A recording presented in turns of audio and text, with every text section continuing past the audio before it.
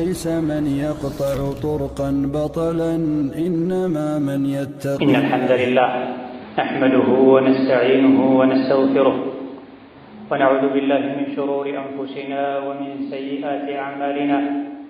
من يهده الله فلا مضل له ومن يضلل فلا هادي له، وأشهد أن لا إله إلا الله وحده لا شريك له، وأشهد أن محمدًا عبده ورسوله. يا أيها الذين آمنوا اتقوا الله حق تقاته ولا تموتن إلا وأنتم مسلمون. يا أيها الناس اتقوا ربكم الذي خلقكم من نفس واحدة وخلق منها زوجها وبث منهما رجالا كثيرا ونساء، واتقوا الله الذي تساءلون به والأرحام إن الله كان عليكم رقيبا. يا أيها الذين آمنوا اتقوا الله وقولوا قولا سديدا يصلح لكم أعمالكم ويغفر لكم ذنوبكم، ومن يطع الله ورسوله فقد فاز فوزا عظيما.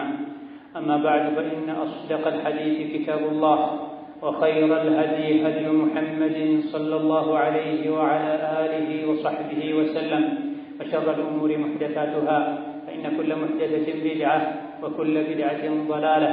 وأوصيكم ونفسي بتقوى الله يا عباد الله، فاتقوا الله تعالى حق التقوى، وراقبوا ربكم في السر والنجوى، وتزودوا للآخرة، واعلموا أن خير الزاد التقوى. يا الله ባሮች፣ አላህ ያዘዛችሁን በመታዘዝ የከለከላችሁን በመከልከል ሁሌም በሁሉም ነገር ላይ በሁሉም ቦታ ላይ ፍሩት፣ ተጠንቀቁት። ለአኺራችሁ የሚሆን አስተማማኝ ስንቅ ያዙ። ከስንቆች ሁሉ በላጭ ስንቅ አላህን ተባረከ ወተዓላ መፍራት እንደሆነ መወቁ። እነሆ ያለነው የተቅዋ ወር ላይ ነው። ከመቼውም በላይ ሙስሊም ጌታውን የሚፈራበት፣ ጌታውን የሚያከብርበት፣ ለጌታው ያለውን ውዴታ በተግባር የሚያሳይበት፣ በተለይም የመጨረሻዎቹ የወሩ 10 ቀናቶች ላይ ትክክለኛ አማኞች እንቅልፍን ርቀው ፍራሽን ርቀው ቀን የጾሙ ሌሊት እየሰገዱ ጌታቸው አላህ ወንጀላቸውን እንዲያራግፍላቸው ደረጃቸውን ከፍ እንዲያደርግላቸው ከጀሃነም ነፃ እንዲያወጣቸው የሚማጸኑበት ወርና ጊዜ ላይ ያለ ነው። አምናታቸውና ከእኛ ጋር የጾሙ ነገር ግን ዘንድሮን ለማግኘት ያልታደሉ ብዙ ሰዎች አሉና አላህ ለዚህ ስላበቃን ያንዳንዷን የረመዳንን የዐሽረል አዋኺርን ደቂቃና ሰከንዶችን ኸይር በመስራት ለአኺራ ስንቅ በማዘጋጀት ልናሳልፋቸው ይገባል። እነሆ አላህ ተባረከ ወተዓላ በተከበረው ቃሉ ስለ ጾም ሕግጋት እየዘረዘረና እያብራራ የጾም ሕግጋት መዘርዘሩ ሳይጠናቀቅ መሃል ላይ فإذا سألك عبادي عني فإني قريب أجيب دعوة الداعي إذا دعان فليستجيبوا لي وليؤمنوا بي لعلهم يرشدون ብሏል። ባሮቼ ስለ እኔ ከጠየቁህ እኔ ቅርብ ነኝ፣ የተጣሪን ጥሪ እሰማለሁ፣ የለማኝን ልመና እቀበላለሁ። ነገር ግን እኔ የምላቸውን እሺ ይበሉ፣ የሰው ልጆች እኔ ማዛቸውን ይታዘዙ፣ በእኔም ትክክለኛ እምነትን ይመኑ። ይሄን ያደረጉ እንደሆነ ዱንያቸው አኼራቸው ይስተካከላል፣ ይቃናሉ፣ ካሰቡት ይደርሳሉ ብሏል። አላህ ተባረከ ወተዓላ የረመዳንን ወር እንድንጾም ወሩንም ሙሉ በሙሉ ቆጥረን በታዘዝነው መሰረት ጾም እንድናጠናቅቅ ካዘዘ በኋላ ከጾም መጠናቀቅ በኋላ ተክቢር እንድንል አላህን እንድናመሰግን ከመከረ በኋላ አስከትሎ ባሮቼ ስለኔ ከጠየቁ እኔ ቅርብ ነኝ፣ የለማኝን ልመና እሰማለሁ፣ እቀበላለሁ፣ የሰሪን ዋጋ እከፍላለሁ ብሏል። ይህ የተባለበት ምክንያት ማንኛውንም ኸይር ስራ ለአላህ ብለን አላህ ባዘዘን መልኩ ነቢዩ ዓለይሂ ሰላቱ ወሰላም ሰርተው ባሳዩት መሰረት ከሰራን ኸይር ስራን በሙሉ አላህ እንደሚቀበል ለማሳየት ቅርብ መሆኑን የነገረን፣ እያንዳንዱን ግዴታ ስንወጣ ጥንቃቄ እንድናደርግ ማጉደልን፣ መጨመርን፣ ማዛባትን፣ መሰላቸትን እንድንጠነቀቅ እኔ ቅርብ ነኝ ብሏል። አላህ ተባረከ ወተዓላ ቅርብ ነው። ከባሮቹ የሚገኙ ተግባራትን በሙሉ በጨለማም ይሁን በብርሃን ለብቻቸውም ይሁን ከሰው ጋር ሆነው የሚሰሯቸው ነገሮችን በሙሉ ያያል፣ ይሰማል፣ ይመለከታል። መጀመሪያ በነበረው በጾም ስነ ስርዓት መሰረት ማታ ከተኙ በኋላ ተነስቶ መብላት የተከለከለ ነበርና ከነሱ ውስጥ የበላም ከባለቤቱ ጋር ግንኙነት ያደረገም ተገኝቶ ነበር። ኋላ ላይ ግን ተጸጽተው ብንተውበትና አላህን ተባረከ ወተዓላ ምህረት ብንጠይቀው ይሰማናል እንዴ ይቀበለናል እንዴ ብለው በጠየቁ ጊዜ ለዚህ መልስ ይህ የቁርአን አንቀጽ እንደወረደ ተነግሯል። ባሮቼ ስለኔ ከጠየቁ እኔ ቅርብ ነኝ፣ አጥፍቻለሁ ማረኝ የሚለን ሰው እምራለሁ፣ ለሚለመነኝ ሰው የለመነውን ለሱ ኸይር ከሆነ እሰጣለሁ፣ ሲጠራኝም እሰማለሁ ለማለት የወረደ አንቀጽ እንደሆነ ተነግሯል። ወከዛሊክ አንድ ሰው ከገጠር መጥቶ ነቢዩ ጋር አለይሂ ሰላቱ ወሰላም ጌታችን ሩቅ ነው ጮክ ብለን እንጥራው ወይስ ቅርብ ነው ዝቅ ብለን እንጥራው እንጠይቀው ብሎ በጠየቃቸው ጊዜ ለነቢዩ ሙሐመድ አለይሂ ሰላቱ ወሰላም እንዲህ ብለህ መልስለት አላላቸው። ቀጥታ የቁርአን አንቀጽ አውርዶ በአላህና በባሮቹ መካከል ማንም ጣልቃ መግባት እንደሌለበት ዝቅ ያሉ ድምጾችንም ከፍ ያሉ ድምጾችንም እንደሚሰማ በሚያሳይ መልኩ ባሮቼ ስለኔ ከጠየቁ ጌታችሁ ቅርብ ነው በላቸው ሳይሆን ያለው እኔ ቅርብ ነኝ፣ የተጣሪን ጥሪ ይሰማለሁ በእኔ ካመኑ ያዘዝኳቸውን ከታዘዙ ብሏል። ወከዛሊክ የኸይበር ዘመቻ ቀን ላይ ሱሐቦች ጮክ ብለው ዱዓ ሲያደርጉ ነቢይ በሰሙ ጊዜ እናንተ የሰው ልጆች ሆይ ለራሳችሁ እዘኑ፣ ራሳችሁን አታድክሙ፣ ምትለምኑት የምትጠሩት ጌታ የማይሰማ ወይም ደግሞ ሩቅ አይደለም፣ የምትጠሩት ጌታችሁ ከግመላችሁ አንገት በላይ ወደ እናንተ ቅርብ ነው ብለዋቸዋል። እነሆ አላህ ተባረከ ወተዓላ ከኛ ቅርብ መሆኑን በማወቅ ልንፈራው፣ ልንወደው፣ ልናከብረው በሱ ልንመካ ይገባናል። ዱዓ ባደረገን ቁጥር እሺ እንደሚለንም እርግጠኞች ልንሆን ይገባናል። የተጣሪን ጥሪ ይቀበላለሁ እሰማለሁ የሚለው አፍያ ስጠኝ፣ ሪዝቅ ስጠኝ፣ ልጅ ስጠኝ በሚለው ልመናና ጥየቃ ብቻ የተገደበ አይደለም። ሶላት መስገድ፣ ጾም መጾም፣ ዘካ ማውጣት፣ ሰደቃ መስጠት፣ ዝምድና መቀጠል፣ አላህ የከለከላቸው ነገሮችን መከልከል በሙሉ ዱዓ ሚለው ውስጥ ይገባል። ምክንያቱም ኸይር ስራ የምንሰራው የአላህን ውዴታ ለማግኘት፣ ወንጀል የምንተወው የአላህን ውዴታ ለማግኘት ከቅጣቱ ለመዳን። ከቃሉ ዱዓ ይልቅ የተግባሩ ዱዓ ይበልጥ ያስፈልጋል። ተግባሩ ሌላ ሆኖ በመላሱ ዱዓ ሲያደርግ ውሎ ቢያደር ተግባሩ እስካልተስተካከለ ድረስ በተግባርም ጭምር አላህን እስካለመነ ድረስ የቃሉ ብቻ ዋጋ አይኖርም፣ ሲራጥ ሊያሻግር አይችልም። አላህ ተባረከ ወተዓላ የጾምን ግዴታነት ከነገረን በኋላ የተጣሪን ጥሪ እሰማለሁ፣ የለማኝን ልመና እቀበላለሁ፣ ዋጋም እከፍላለሁ ያለው እምትጾሙት ለአላህ ከሆነ አላህ ተባረከ ወተዓላ ጀዛውን ይከፍላችኋል። ከጾም ጋር ተያይዞ የሚሰሩ መልካም ስራዎች ሰደቃው፣ ሶላቱ፣ ቁርአኑ በሙሉ ዱዓ ሚለው ውስጥ ይካተታል። ቁርአን የምቀራው አኺራ አጅር እንዳገኘ ነውና፣ ለሊት ተነስቼ የምሰግደው አኺራ ላይ አጅር እንዳገኘ ነውና እኔ ቅርብ ነኝ፣ ለምሰሩ ስራ ሁሉ ዋጋ ከፍላለሁ፣ አያለሁ፣ እሰማለሁ ብሎናል ተባረከ ወተዓላ። ከአላህ ጋር የሚገበያይ ሰው የኸይር ስራ ንግድ ላይ የተሰማራ ሰው መቼም አይከስም፣ ባዶ እጁን አይመለስም። በአላህ ተባረከ ወተዓላ ያመኑ ሶላትን አስተካክለው የሚሰግዱ አላህ ከሰጣቸው እንደ አቅማቸው ቀንሰው የሚሰጡ ቁርአንን አዘውትረው የሚያነቡና ህጉንም የሚከተሉ የሚተገብሩ የማይከስር ንግድ አለላቸው፣ ሀብት አለላቸው ብላ በሰሩት መልካም ሥራ ይመነዳቸዋል፣ ተጨማሪም ሽልማት ይሰጣቸዋል ብሏል። እነሆ ዱንያ ላይ ሆነን የምንሰራቸው መልካም ሥራዎች፣ ኸይር ሥራዎች በሙሉ አላህ ዘንድ አኼራ ላይ ለኛው ተዘጋጅተው ጀነት ላይ መዝናኛ መኖሪያ ሆነው የሚጠብቁን ናቸው። እነዚያ እንደ ልባቸው የኖሩ ስሜታቸውን የተከተሉና አላህን ፈርተው ስሜታቸውን የተቆጣጠሩ አኼራ ላይ እኩል ሊሆኑ ያስባሉ ይፈልጋሉ እንዴ? ፍርዳቸው ከፋ ብሏል። እዚህ ዱንያ ላይ ሚያየውን የሚናገረውን የሚያስበውን የመረጠ እያንዳንዱ የህይወቱ ጉዳይ በሸሪዓ መሰረት እንዲጓዝ ጥረት እያደረገ የሚኖር ሰውና ስሜቱን እየጋለበ ደስ ያለውን ሁሉ እያደረገ ያልተመቸውን ሁሉ እየተወ ምንም ሸሪዓ ሳይገድበው ከኖረ ሰው ጋር በዱንያም በአኼራም እኩል አይደለም።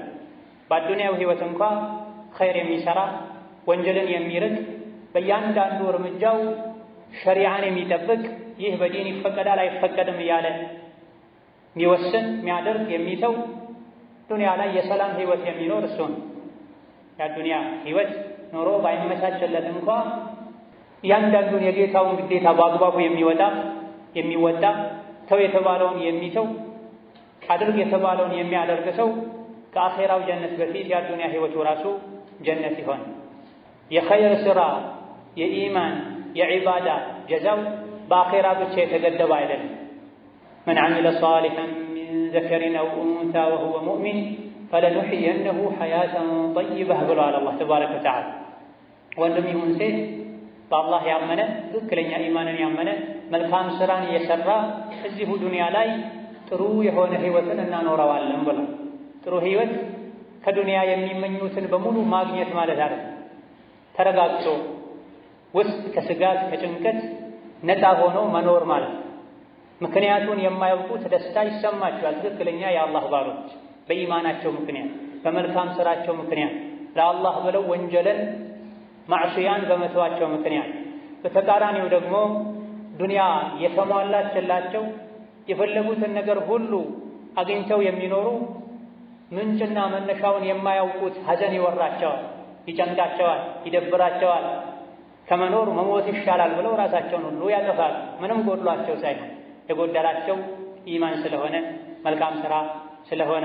ኢዘን ከአላህ ጋር ንግድ የያዘ ሰው በእያንዳንዱ ነገር ጌታውን የፈራ ጌታውን ያከበረ ሰው በየትኛውም ሰዓት ላይ ልሞት እችላለሁ፣ ከአዱንያ ልወጣ እችላለሁ፣ ከጌታዬ ተጣልቼ መዝገቤን በወንጀል ሞልቼ መላኢኮችን እኔ ላይ ምስክር አድርጌ ልሄድ አይገባም ብሎ የሚሰጋ የሚጠነቀቅ ሙሉ ሰውነቱን ከሐራም የሚጠብቅ በዱንያም በአኼራ አትራፊ።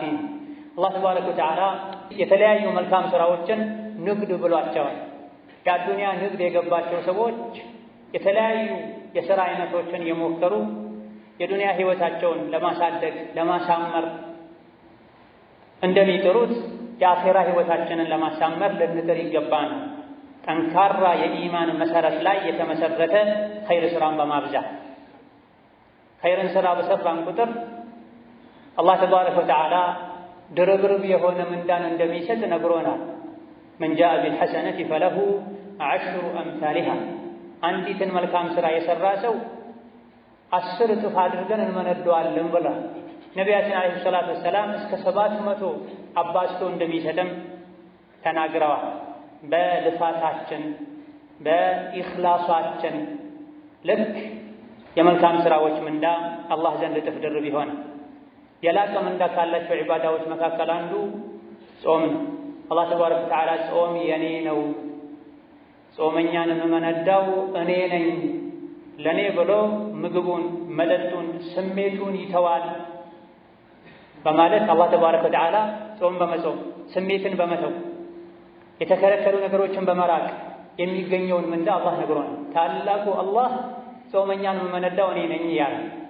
ሌላ ዒባዳ ላይ የተሰማሩ ሰዎችን ምንዳቸውን መላኢኮች ያውቁታል፣ ተጽፏል። እንዲህ ያደረገ እንዲህ አለለት፣ እንዲህ ያደረገ 10 አጅር አለለት፣ 100 አጅር አለለት፣ 1000 አጅር አለለት ተብሏል። ጾምን ግን አላህ ለማንም አልተናገረም። ጾመኛን ከኔ ጋር ሲገናኝ እኔ ነኝ የምመነዳው ብሏል።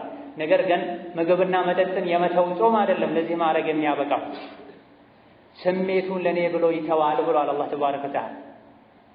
ስሜቱን ያልተወ ጾመኛ ከመሆኑ ጋር ምላሱ ክፉ ቃል የተናገረ፣ አይኑ መጥፎ ያየ፣ እግሩ ወደ መጥፎ የሄደ፣ እጁ ወደ መጥፎ የተሰነዘረ ስሜቱን አልተወም።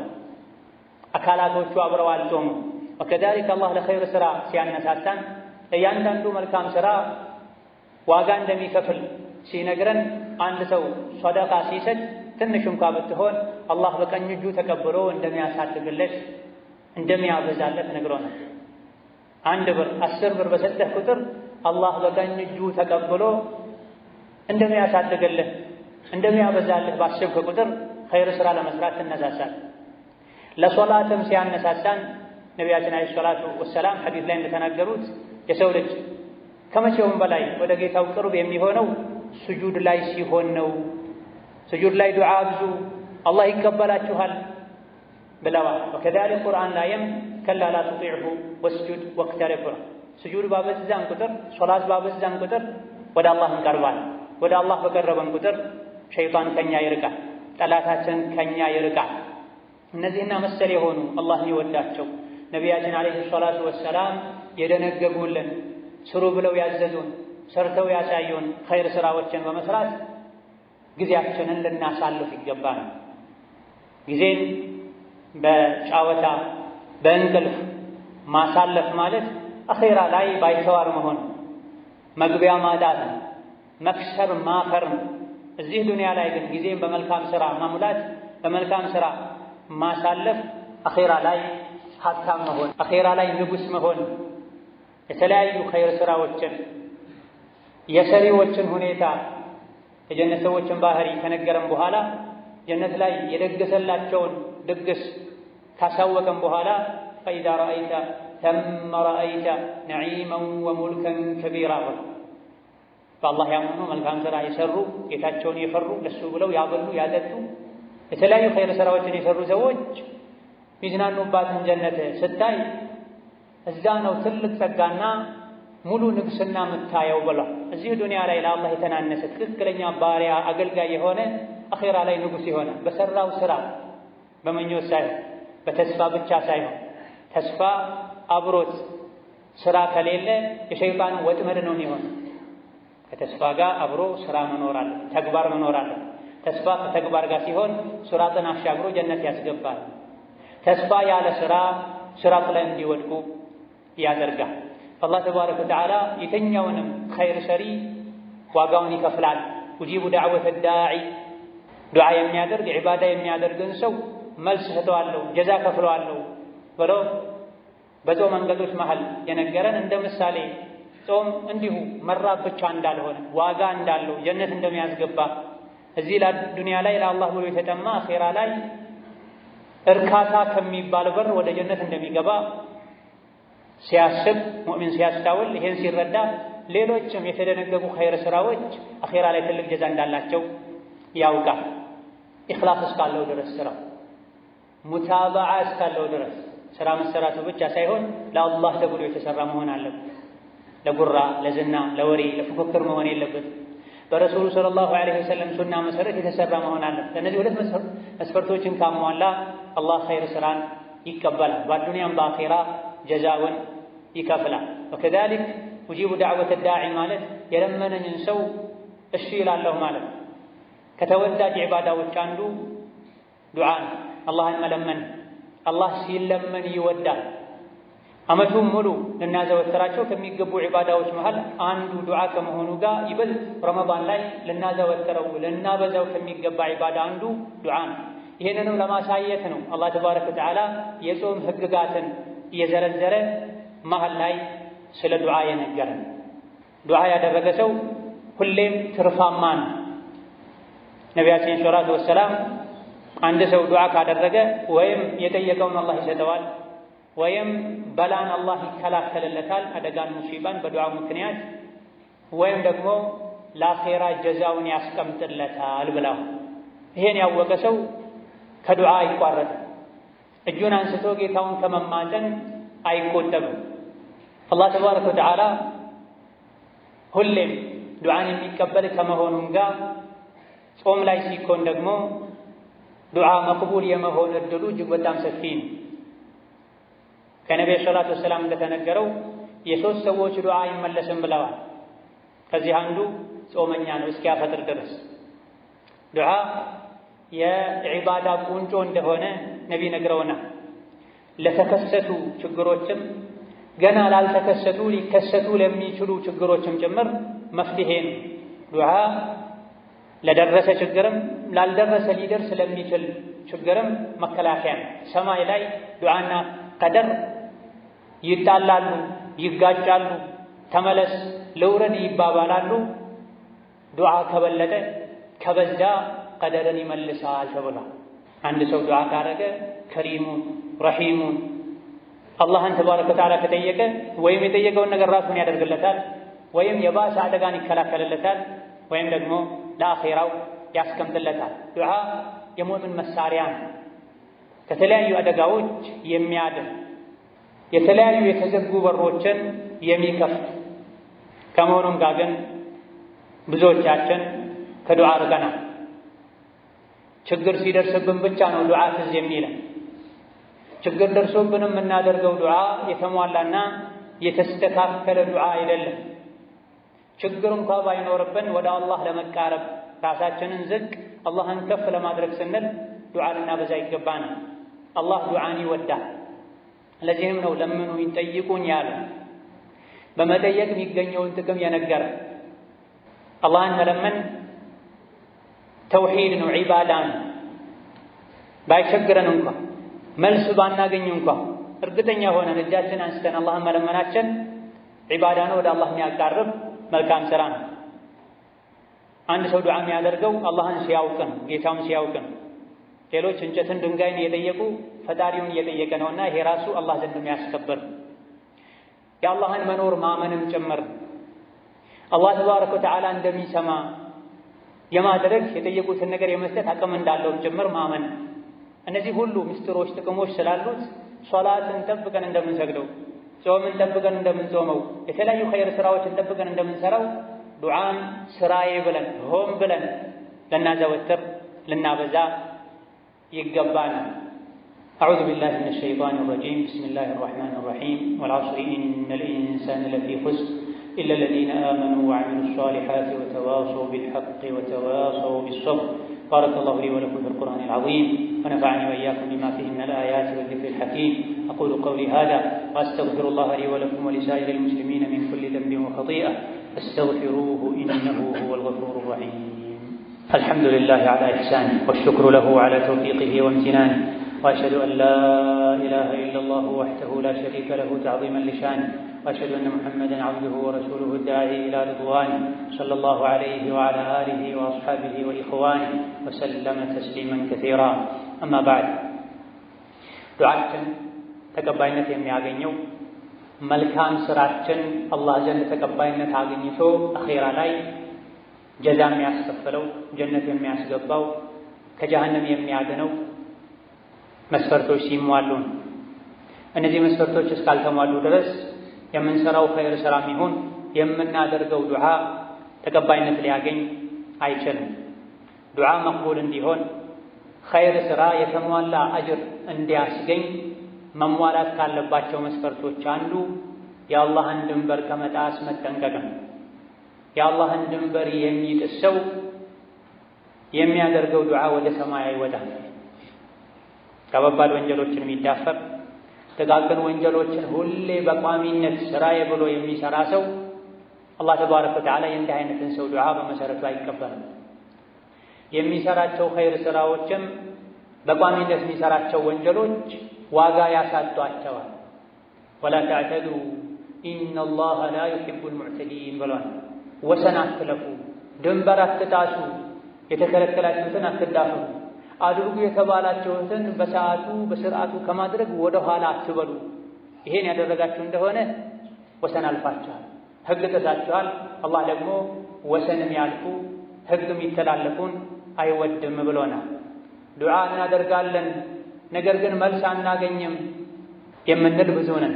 ምን አይነት ዱዓ አድርገን ነው ምን አይነት ዱዓ አድራጊዎች ነን እኛ ራሳችን? መጀመሪያ አላህን ያስቆጣ ነው እየናቀ ነው ለጥሪው ጀርባ እየሰጠን ህጉን የተላለፈን ሲቸግረን ጌታዬ ሆይ እንዲያርግልኝ ብንል መልስ አናገኝ። ቅድም የተጠቀሰው አንቀጽ ላይ መጨረሻው ላይ ፈልየስተጂቡ ሊ ወልዩእሚኑ ቢ ብሏል። እኔ የምላቸውን ይስሙ፣ በእኔ ትክክለኛ ኢማንን ይመኑ። ጌታ አላህ ያየኛል፣ ይሰማኛል፣ አድርግልኝ ያልኩትን ያደርግልኛል፣ ቻይ ነው፣ ሰሚ ነው፣ ተመልካች ነው፣ አዋቂ ነው፣ ሀያል ነው ብለው በእኔ ትክክለኛ ኢማንን ይመኑ። አድርጉ ያልኳቸውን ያድርጉ፣ ተው ያልኳቸውን ይተዉ። ይሄኔ እኔ ቅርብ ነኝ እሰማቸዋለሁ ብሏል። ይሄን የጣሰ ሸሪዓን ያላከበረ ስሜቱን የጋለበ አላህን ተባረከ ወተዓላ የናቀ ዱዓ ማድረግ አይጠቅመውም። ለሱ የሚሰራቸው ኸይር ስራዎችም በሚሰሩ ወንጀሎች ዋጋ ያጣሉ። ኸይር ስራ መስራት ወንጀልን እንደሚያራግፈው ሁሉ ወንጀል ማብዛትም ኸይር ስራዎችን ጀዛቸውን አጥቦ ያስወግዳል፣ ይሰርዛቸዋል። የአላህን ድንበር ከመጣስ ከሚባሉ ነገሮች አንዱ ሐራም መብላት ነው። በዲን ያልተፈቀደ ስራ እየሰሩ ገቢ ያገኙ ሰውነትን በሐራም አይደለም። እጁን ወደ ሰማይ አንስቶ ያ ረብ ያ ረብ ያ ረብ ይላል፣ ግን የሚበላው ሐራም ነው፣ የሚጠጣው ሐራም ነው፣ ሰውነቱ የተገነባው የደለበው በሐራም ነው። እንዴት አላህ እሺ ይለዋል አሉ ነቢ ሰለላሁ ዐለይሂ ወሰለም። ፈአና ዩስተጃቡ ለሁ፣ እንዴት ለእንዲህ አይነት ሰው መልስ ይሰጣል? የተለያዩ ሓጃዎች ኖረውብን የዱንያም የአኼራ እነዚህ ሓጃዎች እንዲሳኩ ያ ረብ ያ ረብ ከማለታችን በፊት ምን በላውን ማየት፣ ምን ጠጣውን ማየት፣ ምን ለብሰውን ማየት ያስፈልጋል። ሐራም የሚበላ ሰው፣ በሐራም የተገኘ ልብስ የሚለብስ ሰው፣ ሰውነቱን በሐራም ያደለበ ኖሮውን በሐራም ያመቻቸ ሰው ከአላህ ጋር የተጣላ ሰው። አላህ የተጣላውን ሰው ሲጠራው አቤት አይልም፣ መልስ አይሰጥም። ሙዕተዲ ነው፣ ወሰን አልፏል። ወሰን አላፊን አላህ ተባረከ ወተዓላ አይወድም፣ አይሰማም። ስለዚህ ሶላታችን ተቀባይነት እንዲያገኝ፣ ሐጃችን መብሩር እንዲሆን፣ የተለያዩ የምንሰራቸው ስራዎች መቅቡል እንዲሆን፣ አኼራ ላይ ንጉስ እንዲያደርጉ፣ ባለጠጋ እንዲያደርጉ የምንበላው ሐላል መሆን አለበት። በሐራም ገንዘብ ሐጅ ያደረገ ሰው ለበይክ አላሁመ ለበይክ ሲል ላ ለበይክ እንደሚባል ተነግሯል። ያመጣኸው በሐራም ነው ይባላል። ወከዛሊክ ሐራም የበላ ሐራም የጠጣ ሐራም የለበሰ አላህ ፊት ሶላት ብሎ የሚቆም ሰውም ውጤቱ ተመሳሳይ ነው የሚሆን። አልሰገድክም ተብሎ ከመጠየቅ ሊድን ይችላል፣ የሶላትን ጥቅም ግን አያገኝም። ሌሎችም ኸይር ስራዎች የሚጠቅሙት ሰሪው ዒባዳ አድራጊው ከወንጀል ቆሻሻ ራሱን ሲያጠራ ነው። ቀኑን ሙሉ በወንጀል የቆሸሹ የተነጃጀሱ የሶላት ወቅት ሲቀርብ ብቻ የውዱእ አካላትን አጠበጠብ አድርጎ በአካል ለሶላት መቆም፣ ሶላቱ እንዳለቀ ወደ ለመዱት ወንጀል መሄድ አላዋቂነት። ወከዛሊክ ዱዓችን ስራችን ተቀባይነት እንዲያገኝ ከሚያደርጉ መሟላት ካለባቸው መስፈርቶች አንዱ ዝምድናን አለማቁረጥ። ዱዓችን መቅቡል እንዳይሆን ስራችን ዋጋ ቢስ እንዲሆን ከሚያደርጉ ነገሮች አንዱ ዝምድናን መቁረጥ። ዝምድናን የሚቆርጥ ሰው ጀነት እንደማይገባ ነቢ ሰለላሁ ዐለይሂ ወሰለም ተናግረዋል። አንዳችሁ እስካልቸኮለ ድረስ በወንጀል ዱዓ እስካላደረግ ድረስ ዝምድናን እስካልቆረጠ ድረስ አላህ ዱዓውን ይቀበለዋል፣ ይሰማዋል ብለዋል ነቢ ሰለላሁ ዐለይሂ ወሰለም። ዝምድናን መቁረጥ ዱዓ መቅቡል እንዳይሆን ያደርጋል። የሰሩት ስራ ወደ ሰማይ እንዳይወጣ ያደርጋል። የተጣሉ ሰዎች እስኪታረቁ ድረስ የእነሱን ጉዳይ አቆዩት ይላል አላህ ብለዋል ነቢያችን ዓለይሂ ሰላቱ ወሰላም። ወሀከዛ መሰላቸትን መተው፣ ጥቂት ጊዜ ዱዓ አድርገው የሚሰላቸው ሰዎች እንደዚሁ እርግጠኛ ሆኖ አላህን መለመን እንዲሁ ለስሙ ብቻ እጃቸውን አንስተው የሚለምኑ ሰዎች አሉ። እንደው ልሞክር የሚሉ ሰዎች አሉ። ሊጠቅምም ላይጠቅምም ይችላል። ስንት ዓመት ነው ከለመንኩት ጌታዬን አላህን አድርጎልኝ አያውቅም፣ ለማንኛውም እስቲ ልቀጥል የሚሉ ሰዎች አሉ። በዚህ መልኩ መሆን የለበትም። በየቂን በእርግጠኝነት ዱዓ ሊደረግ ይገባዋል። ጌታችሁን ስትጠይቁት ቁርጥ አድርጋችሁ ጠይቁት። ከፈለክ አድርግልኝ፣ ከቻልክ አድርግልኝ አትበሉት ተብሏል።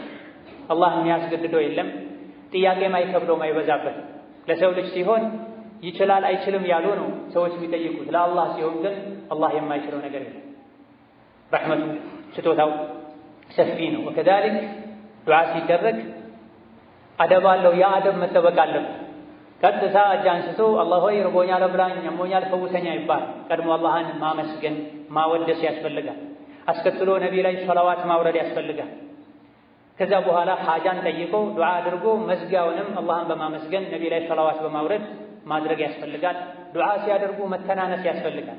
እጅን ወደ ላይ አንስቶ ራስን ዝቅ አድርጎ ሰውነትን ሰብሰብ አድርጎ ሰከን ብሎ ዱዓ መደረግ አለ። ብዙ ሰዎች ዱዓ ሲያደርጉ የሚጫወቱ ይመስላል። ፀጉራቸውን እያከኩ የጥፍራቸውን ቆሻሻ እየፈለጉ ግራ ቀኝ እያዩ ዱዓ የሚያደርጉ ሰዎች አሉ። አላህ ተባረከ ወተዓላ ዝንጉ ባዶ ከሆነ ልብ ዱዓን አይሰማም አይቀበልም ተብሏል። ልባችን ዱዓው ላይ መሆን አለበት። ማንን እየጠየቀን ማንን እያናገረን እንዳለ ልናውቅ ይገባናል። ወከዛሊክ ዱዓ መቅቡል እንዲሆን ልብን መጠበቅ ያስፈልጋል። ልብ ውስጥ ምቀኝነት፣ ኩራተኝነት፣ ሸረኝነት ካለ አላህ የሚጠላውን ነገር መውደድ ካለ ልብ ውስጥ ዱዓ ተቀባይነት ሊኖረው አይችልም፣ ሊጠቅም አይችልም። ምላስን መጠበቅ ያስፈልጋል። በምላሱ የሚዋሽ የሰው ስጋ የሚበላ አላህ የጠላውን የሚጠላውን ንግግር የሚናገር ሰው በቆሸሸ ምላሱ አላህን ቢጠይቅ ዱዓው መቅቡል ሊሆን አይችልም። ዱዓው መቅቡል እንዲሆን የሚፈልግ ሰው ሁሌ ምላሱን ከሐራም መጠበቅ፣ በዚክር ማርጠብ ይጠበቅበታል። ወከዛሊክ አይንን መጠበቅ ያስፈልጋል። አይኑ የሻውን ሁሉ የሚያይ ሰው ዱዓው ወደ ሰማይ አይወጣም። ሆድን መጠበቅ ያስፈልጋል። ሐራም የሚበላ ሰው ሆዱን በሐራም መጠጥ በሐራም ምግብ የሚሞላ ሰው ዱዓው ወደ ሰማይ ሊወጣ አይችልም። እነዚህም ተሟልተው መከልከል ያለብን ነገሮችን ተከልክለን ማድረግ ያለብን ነገሮችን አድርገን ዱዓ ስናደርግ የተመረጡ የዱዓ ወቅቶች አሉ።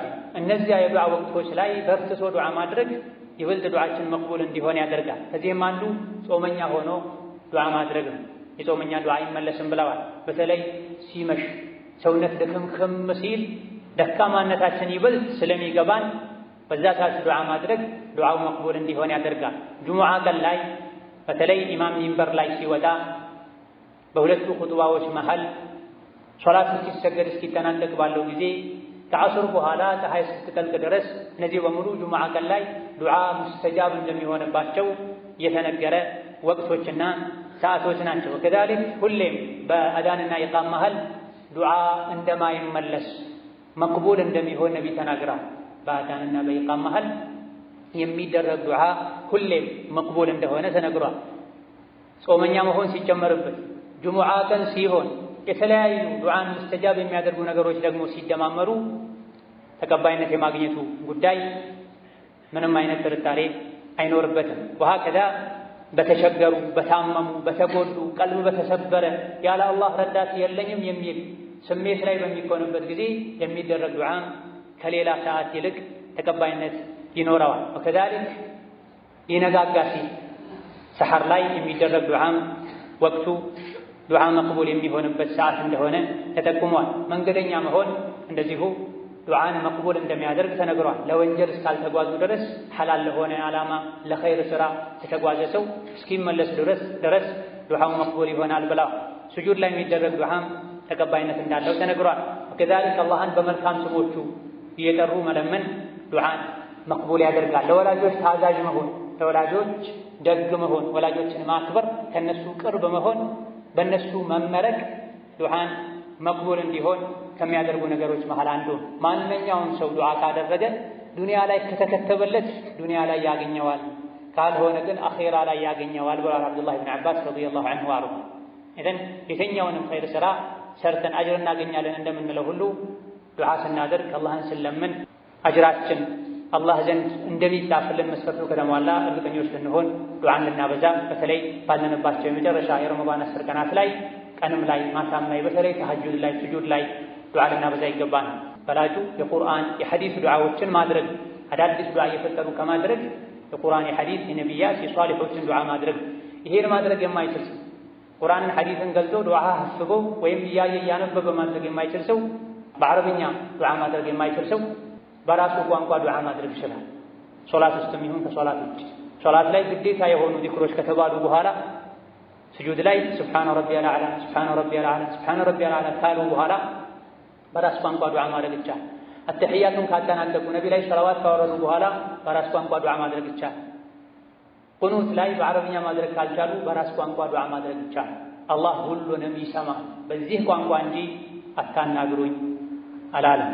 ثم صلوا وسلموا على البشير النذير والسراج المنير فقد أمركم بذلك ربكم قائلا إن الله وملائكته يصلون على النبي يا أيها الذين آمنوا صلوا عليه وسلموا تسليما اللهم صل وسلم وبارك على عبدك ورسولك محمد وعلى آله وأصحابه وأتباعه وسلم تسليما كثيرا اللهم أعز الإسلام والمسلمين وأذل الشرك والمشركين ودمر أعداءك أعداء الدين اللهم اجعل هذا البلد آمنا مطمئنا وسائر بلاد المسلمين اللهم آمنا في دورنا وأوطاننا اللهم آمنا في دورنا وأوطاننا اللهم آمنا في دورنا وأوطاننا اللهم اجعل هذا البلد آمنا مطمئنا وسائر بلاد المسلمين اللهم اجعل هذا البلد آمنا مطمئنا وسائر بلاد المسلمين اللهم انصر المظلومين والمستضعفين في كل مكان اللهم انصر المظلومين والمستضعفين في كل مكان اللهم انصر المظلومين والمضطهدين في كل مكان ربنا آتنا في الدنيا حسنة وفي الآخرة حسنة وقنا عذاب النار اللهم أعنا على ذكرك وشكرك وحسن عبادتك اللهم حبب إلينا الإيمان وزينه في قلوبنا